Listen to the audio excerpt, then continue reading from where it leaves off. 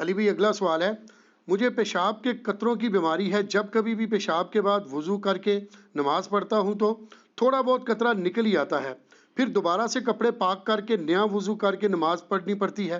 Please میری اس مشکل کا کوئی حل بتائیں۔ مجھ جیسے کئی نوجوانوں کے ساتھ یہ مسئلہ ہے، لیکن وہ سوال پوچھنے سے شرم محسوس کرتے ہیں۔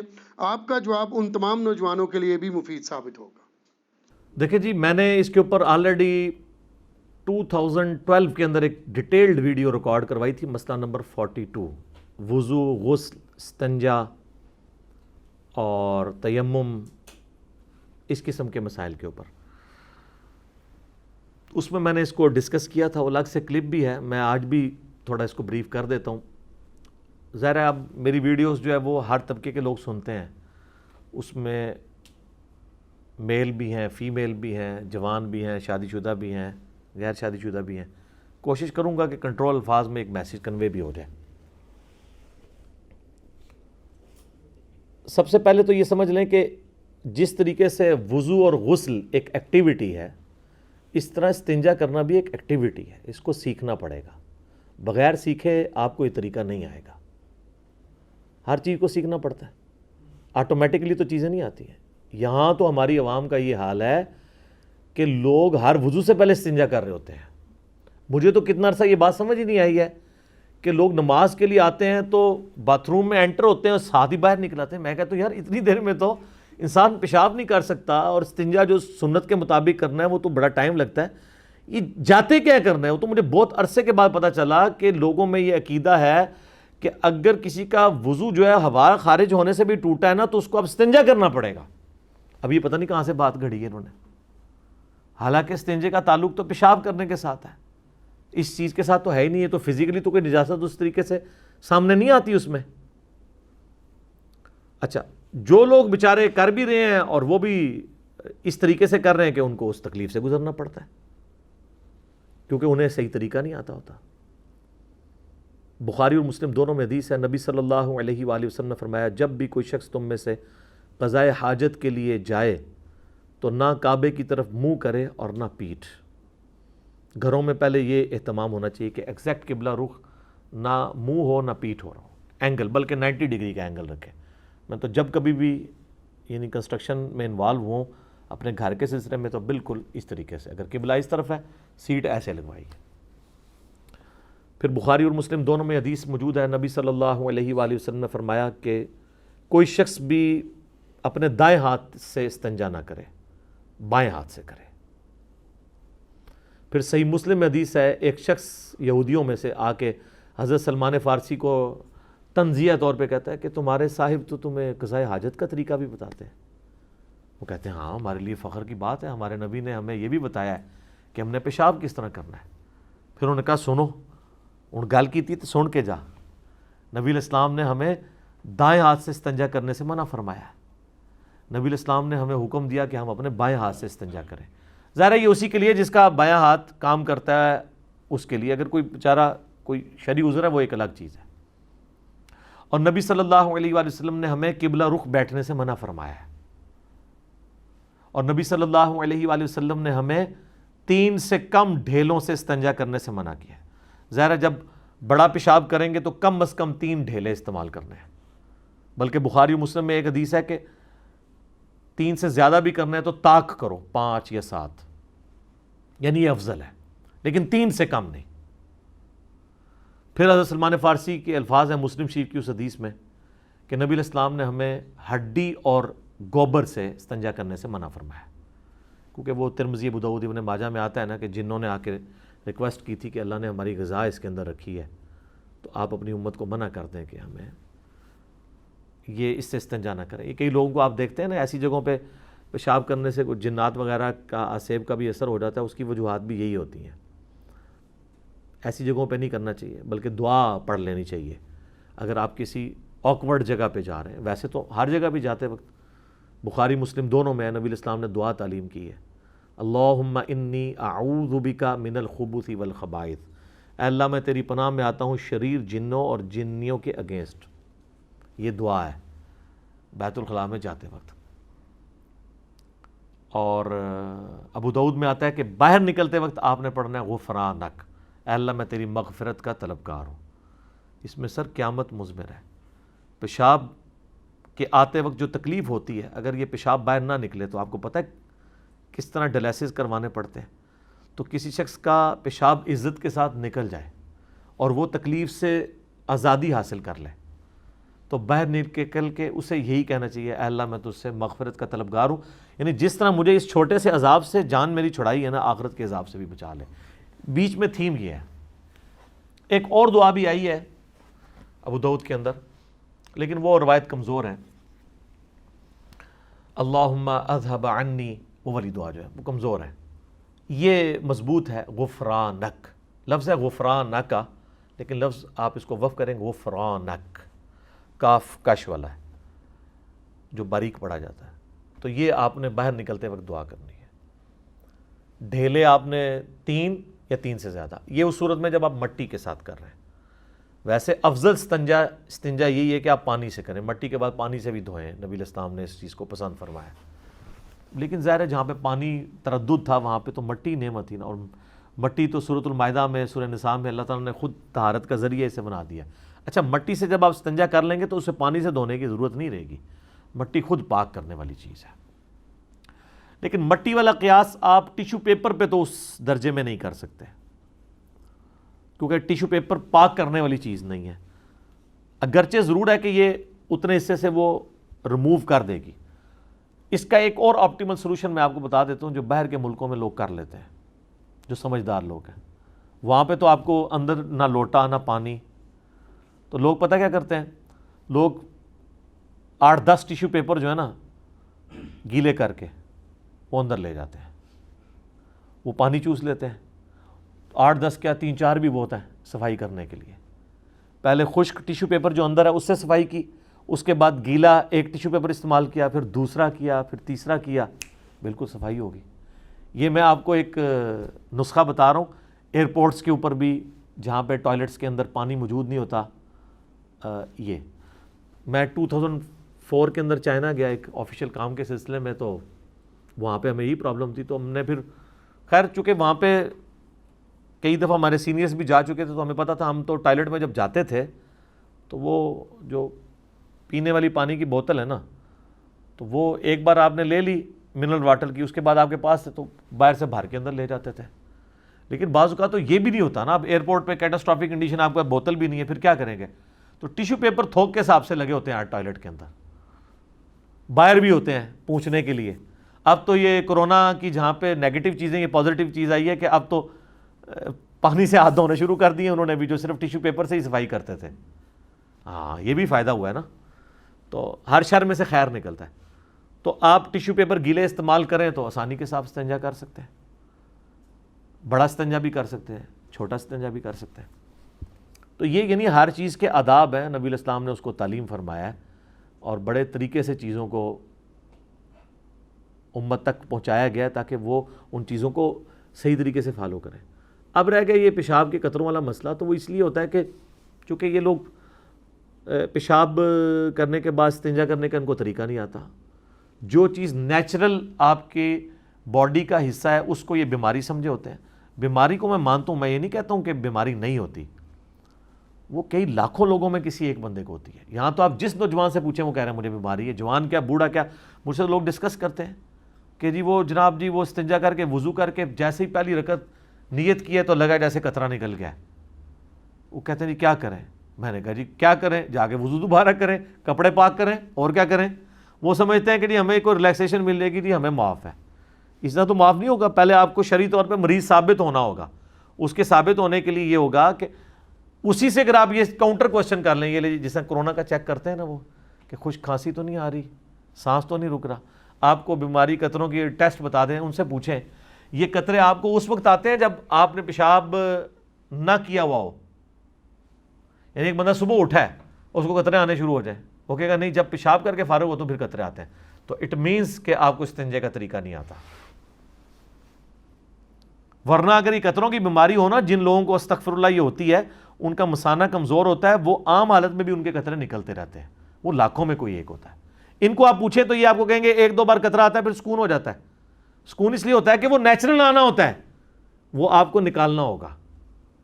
اس کو میں نے ایک مثال سے سمجھایا سائنٹیفکلی، آپ اگر اس کو سمجھ لیں، آپ کسی نل کے ساتھ کوئی ایک ربڑ کا لمبا پائپ جوڑ دیں، پیچھے سے نل کھول دیں، اس پائپ میں سے پانی نکلے گا، تھوڑی دیر بعد آپ نل کو بند کر دیں،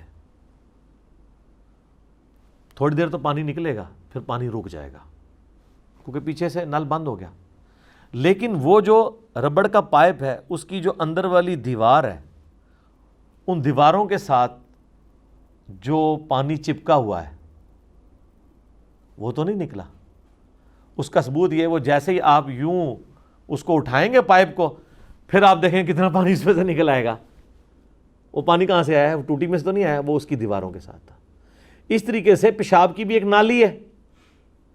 پیشاب اگر مثانے سے لاک ہو جائے، جس طرح پیشاب آنے کے بعد نیچرلی لاک ہو جاتا ہے، تو پیشاب کی نالی کے دیواروں کے ساتھ تو پیشاب لگا ہوا ہوتا ہے، وہ تھوڑا سا ہوتا ہے، اس کو نکلنے کے لیے تھوڑا ٹائم چاہیے ہوتا ہے، اس کے لیے آپ کو تھوڑی دیر چہل قدمی کرنی ہوگی۔ آپ ذرا کے پی میں چلے جائیں، پٹھان لوگ جسے ہم پنجابی میں وٹوانی کہتے ہیں، عربی میں سے الاستبراء کہتے ہیں۔ ابن ماجہ میں ایک روایت بھی ہے لیکن کمزور ہے، لیکن امام ابن ماجہ نے اس کے اوپر باب باندھا ہے کہ کم از کم 3 دفعہ شرمگاہ کو جھاڑنا ہے، ٹھیک ہے، یہ روایت لے کے ہیں، روایت کمزور ہے لیکن اوپر امام ابن ماجہ کا باب باندھنا اس حدیث کے اوپر اس کو ایز اے ٹرم تو ثابت کرتا ہے نا، تو عملی تواتر بھی اس کے اوپر موجود ہے۔ آپ ہمارے یہ پٹھان بھائیوں کو دیکھیں، اکثر تبلیغی جماعت میں یہ پیشاب کرنے کے بعد کیا کرتے ہیں، ایک مٹی کا ڈھیلا اٹھاتے ہیں اور تھوڑی دیر چہل قدمی کرتے ہیں اور اس قطرے کا آنے کا انتظار کرتے ہیں، جو انڈر گریوٹی آنا ہی آنا ہے، کیونکہ تھوڑی دیر بعد وہ جمع ہوگا اندر، کرتے کرتے کرتے نکلے گا، ایک دم تو نہیں آئے گا کیونکہ پلین سروس تو نہیں ہے گلاس کی طرح کی، ظاہر ہے وہ گوشت ہے۔ پھر وہ کیا کریں گے، وہ اس کو پوچھیں گے، پھر آپ دیکھیں گے پھر وہ دوبارہ استنجا کریں گے، اسی پہنچنے پہ اکتفا کر دیں گے، ان کو قطرہ نہیں، ان سے ذرا پوچھیں ادھر کوئی نہیں ہے بیماری قطروں کی، پٹھانوں کو یہ بیماری کیوں نہیں لگی ہوئی ہے؟ اس لیے کہ ان کو یہ پتہ ہے، ان کے کلچر میں یہ ان کو سکھائی جاتی ہے چیز، پنجاب کے کلچر میں یہ ہے نہیں ہے۔ یہ لوگ جناب پیشاب روکے ہوئے جناب اینڈ ٹائم پہ پہنچتے ہیں، جا کے استنجا تیزی سے کیا، اس کے بعد نماز پڑھ کے جیسے ہی نماز نیت کرتے ہیں تو کہتے ہیں نہیں لگتا ہے قطرہ آ گیا، اور لگتا نہیں ہو آ رہا ہوں جے، اور نماز کوئی نہیں ہوندی، اور کپڑے بھی ناپاک ہو جائیں گے، کپڑے بھی دھونے پڑیں گے۔ اس کا بڑا آسان سا طریقہ ہے کہ ویل بیفور ٹائم آپ اپنے آپ کو تیار کریں نماز کے لیے، یعنی اگر زہر کی نماز 1:30 بجے ہے تو آپ 1 بجے پیشاب کر لیں، اس کے بعد 5 یا 7 منٹ بعد ہی قطرہ آئے گا نا۔ جب وہ دوبارہ قطرہ آئے انڈر گریوٹی، تھوڑی دیر چہل قدمی کریں، وہ خود بخود آئے گا۔ جب وہ قطرہ آئے تو آپ دوبارہ سے استنجا کریں، لیکن دوبارہ استنجا کرتے وقت آپ نے پیشاب دوبارہ نہیں کرنا، ورنہ پھر آپ T0 پہ آ جائیں گے، 0 پہ، کیونکہ پھر وہ دوبارہ پروسیس شروع ہو جائے گا۔ یہ ذہن میں رکھیے گا، بعض کا سردیوں میں ایسے ہو جاتا ہے، بار بار پیشاب آتا ہے، پھر آپ نے اس چیز کو دیکھنا ہے، تو وہ پھر آپ ٹھنڈے پانی سے استنجا نہ کریں، گرم سے کر لیں سردیوں کے اندر۔ اور پھر جب آپ اس طریقے سے انڈر گریوٹی جب وہ قطرہ آ رہا ہوگا نا، یا اگر وہ تھوڑی دیر بعد آتا ہے تو آپ تھوڑی دیر چہل قدمی کرنے کے بعد دوبارہ واش روم میں جائیں اور اپنے آپ شرمگاہ کو اس طریقے سے سونت لیں کہ اس کو آپ جس طریقے سے، یعنی آپ گائے کا دودھ دھویا جاتا ہے اس طریقے سے آپ شرمگاہ کو سونتے تو وہ قطرہ باہر نکل جائے گا، لیکن وہ فوراً نہیں، تھوڑی دیر بعد، 5-7 منٹ بعد، پھر آپ کو سکون ہو جائے گا۔ میں کتنے لوگوں کو، نوجوانوں کو بتایا، ان کے مسئلے حل ہو گئے، ان کو دوبارہ قطرہ نہیں آتا۔ یہ جو کہتے ہیں نا کمزوری ہے، دوائی شوائی، یہ وہ، یہ اس کی ضرورت ہی نہیں سر، یہ تو اللہ نہ کرے کوئی بیماری ہے تو لاکھوں میں کسی ایک بندے کو ہوتی ہے۔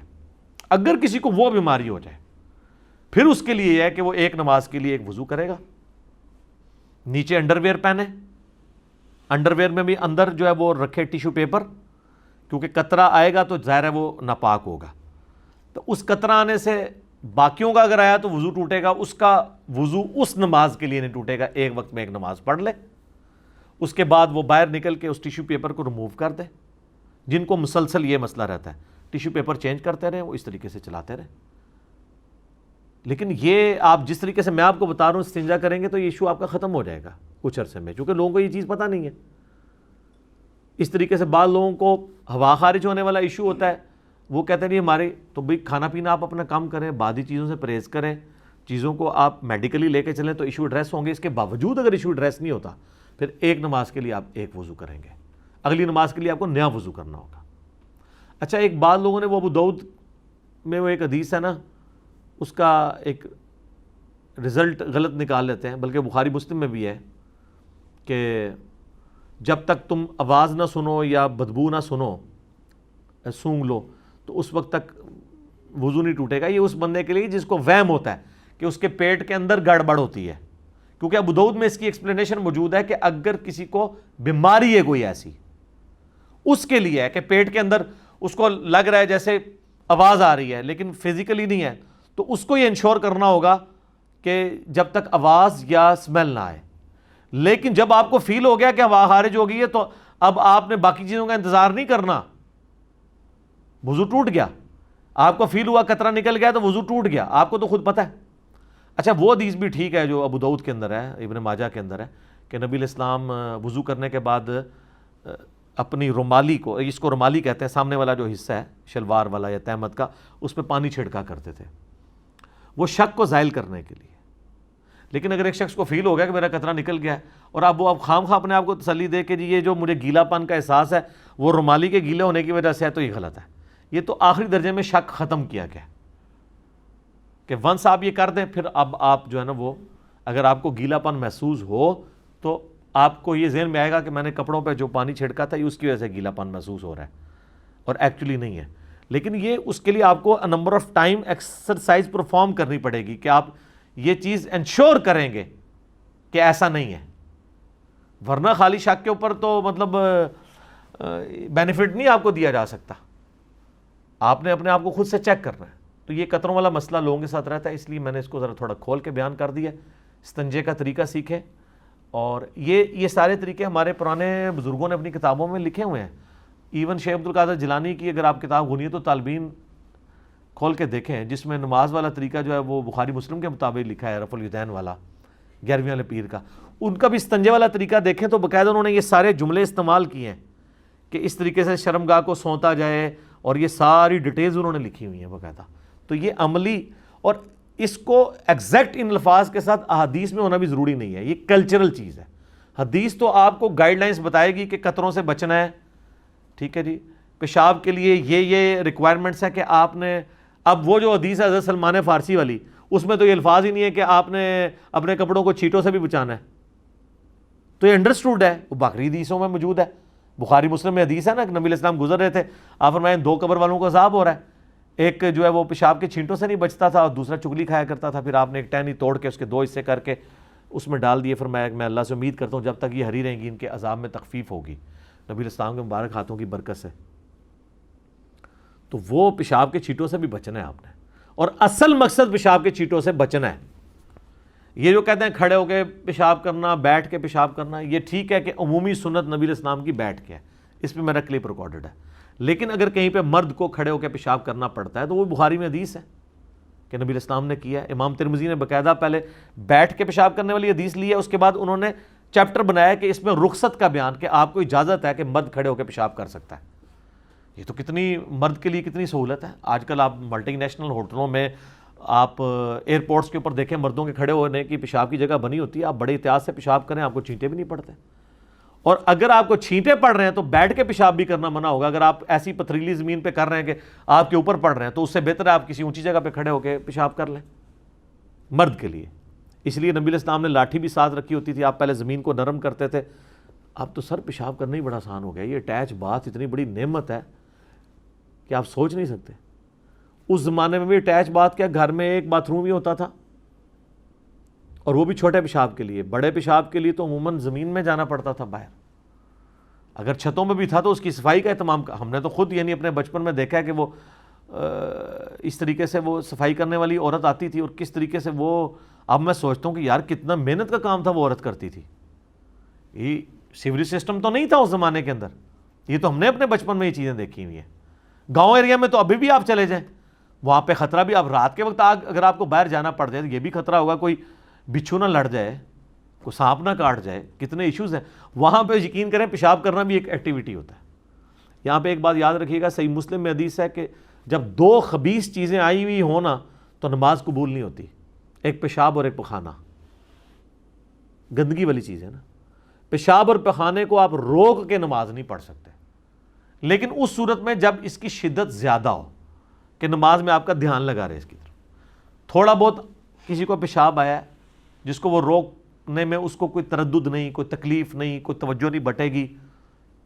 الٹا وہ یہ سوچ رہا ہے کہ اگر میں نے پیشاب کیا تو میں تو اب نماز پھر پونے گھنٹے بعد ہی پڑھوں گا, پھر مجھے قطرہ آئے گا, میں کیا کروں. یہ ایسے شخص کو اگر وقتی طور پہ ہلکا سا پیشاب روکے وہ نماز پڑھ لے گا, اس کی نماز درست ہے.